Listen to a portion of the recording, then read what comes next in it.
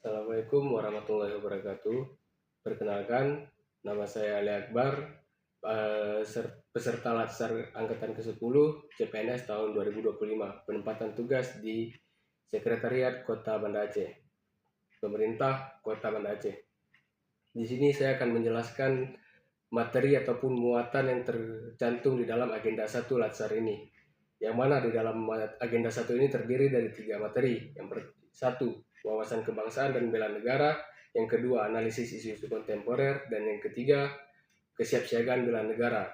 Kita masuk ke poin yang pertama, wawasan bela negara, wawasan kebangsaan dan nilai-nilai dasar bela negara. Mengapa ini sangat penting?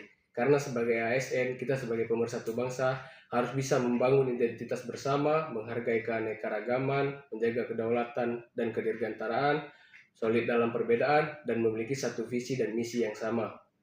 Wawasan kebangsaan ini diharapkan mampu meningkatkan pengetahuan peserta Latsar mengenai sejarah panjang dan nilai-nilai dasar bangsa Indonesia untuk menumbuhkan semangat persatuan bangsa Indonesia di segala aspek kehidupan, baik di ekonomi, sosial, politik, keamanan, dan juga pertahanan.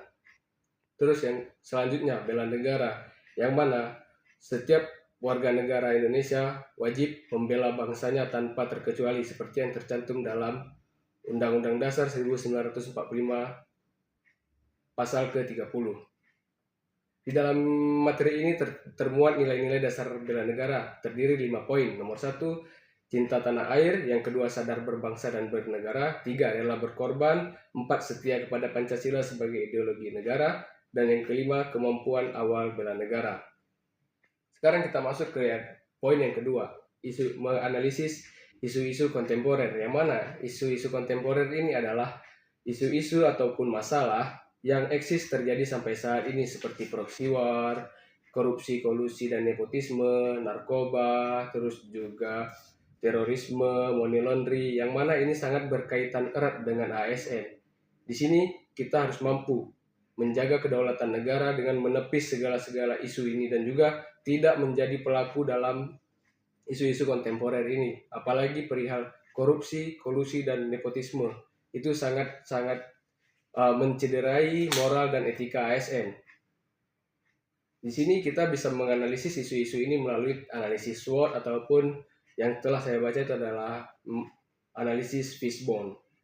Terus yang terakhir, yang ketiga, kesiapsiagaan bela negara. Kesiapsiagaan bela negara adalah kesiapsiagaan ataupun kemampuan dasar setiap warga negara dalam membela negaranya, yang mana siap secara mental, siap secara perilaku, dan juga siap secara fisik.